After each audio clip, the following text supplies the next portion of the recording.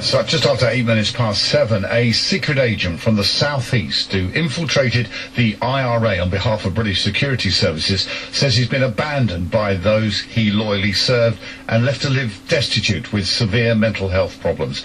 Raymond Gilmour, who's lived under a false identity in our region for almost 30 years, passed on sensitive information about IRA military operations in the 80s. He says he's responsible for saving many British lives, but lives in constant fear of assassination.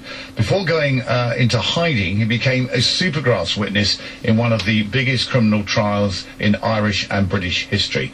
Well, I spoke to Raymond Gilmour, and I asked him, first of all, to talk about how he was recruited. I was about 16, 17, and I was approached by a member of Special Branch, and was because they knew that I knew a lot of people within the organisation. It would be easy for me to get into it or infiltrate them, and which I did, and was very successful.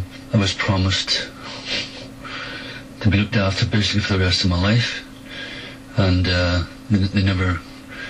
issues never came to fruition. Was promised £500,000, decent house, pension, which I never got. All they gave me was bought a wee house for me and gave me 600 quid for 3 years, 600 quid a month for 3 years, and it just stopped. So basically, and now I'm falling on hard times, and I'm just wanting to sort of honour their commitments to me and other agents like me. When they didn't come up with what they promised, did you contact them? Do you have words with them and say what's happening? Well, I spoke to members of the IUC, which was then the PSNI, and I've put my case forward to them, and basically was told to go and jump off a boat, basically. And unfortunately, they say they didn't honour their commitment to me. I suppose the other problem is when you're dealing with the security services, it's very difficult to know who to go if you have an issue with them. Where do you go? Who do you complain to? Well, that's just it. These people, it's really, really hard to get in contact with, you know. And I just got a phone number once, and it was MI5 headquarters, and I just rang them up and said, you know, where's the help I was promised, and it didn't come to fruition. And then again, I was just told to go jump off a boat again, you know. You were also promised a new identity, which you have, because obviously, as Ray Gilmour, if you went back to Belfast, for instance, there's still people out there looking for you, I think. Belfast, Londonderry, anywhere in the North 6 counties at all, even in the south of Ireland. You know what I mean? I just have to be very, very careful what I do. And it's unfortunate that it's come to the stage that I've had to go public about the promises that were made to me, and they still haven't come across. You must have concerns about going public. Oh yeah, with, very much so. But it was only sort of the only option left open to me. You know what I mean? And basically, I was just told to go away. You were recruited at 16. A lot of people listening to that was thinking, that's a very young age. 16, 17. To be asked to go undercover into an organisation like the INLA or the IRA. Very young. Yeah. I was very, very young. Yeah, I was opposed. I was treated like cannon fodder, really. A lot of agents and young boys over there at the time, you know. So I think they just needed to get recruits, because the INLA and the IRA were very violent people. You know what I mean? They wouldn't think twice about shooting you, you know. You said you were very successful. What were you able to do while you were undercover in those organisations? I was successful in stopping bombings and people getting, families losing their children or murdered, you know. And I was very successful. I stopped God knows how many bombings and shootings in the INLA and IRA. So there's lots of people out there who've got fathers and mothers walking around today because of me.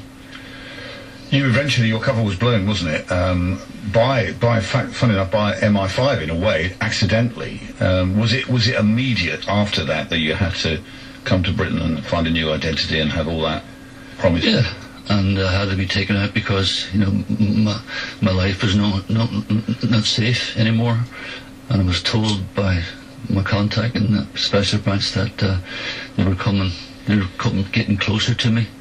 So I was left no other option but to move away.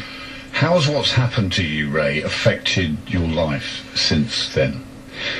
Well, my life's been a total disaster. One relationship after another, because my mental health issues, PTSD and all that, so, and I suffer from a lot of mental health issues, and I even have to go to an NHS doctor, provided by the NHS, and people can find things out about me. So but you can't tell the doctor why you feel like you do, can you? No, you just have to sort of go there and sort of get medication and just have a chat, basically. Raymond Gilmour, who's lived under a false identity in the South East for almost 30 years after infiltrating the IRA. Well, the Home Office say they do not comment on intelligence matters.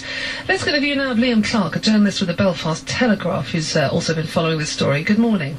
Good morning. It's difficult, really, to know the full picture, isn't it, when you can't evidently speak to the security services and get their side of the story. But from his side of the story, he says he's been left high and dry after serving his country. Is there truth in that, do you think? Well, there is. I mean, I've known Raymond Gilmour since about '93, and I also have spoken to his RUC handler in the past, so I know a little bit of the background.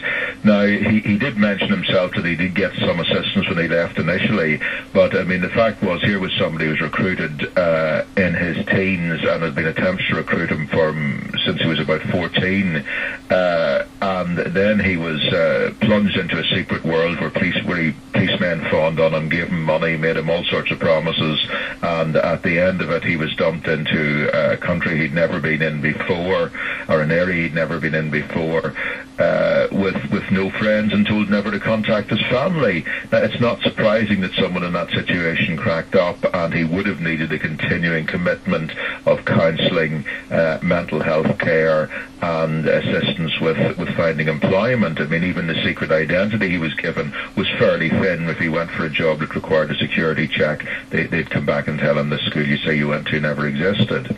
I mean, that's appalling, isn't it? So they've made up a school that he's supposed to have gone to, and that school never existed. That's right. Yes, it is. It meant it stood no sort of scrutiny at all. And I've spoken to other resettled agencies with difficulty getting passports and so on.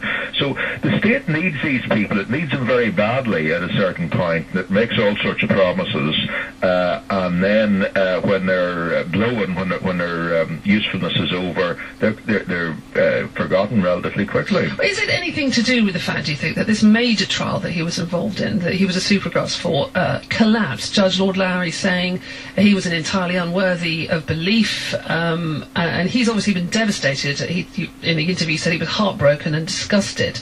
But was it a sense of, that the security services didn't get what they needed from him, and so he didn't get the support that he needed after that? Well, anybody I spoke to in the police in that period felt that he'd done a pretty good job for them as an agent. Now, a number of people who he did implicate later died in IRA operations, were killed in the Troubles and so on. And the evidence would be that after the Supergrass trials, there were no murders for 2 years, and they really fell off after that. I mean, he did seriously disrupt the IRA and the INLA in Derry. He got one of their prestige weapons, an M60 machine gun, which was, could really change the conflict, seized, and that's why he was caught. So I don't think there's any doubt that he inflicted serious damage, even if the judge didn't feel that his word should be taken against 35 people. He has some comeback with the assistance of his local MP. He's now taking this case to the Investigatory Powers Tribunal, which will look into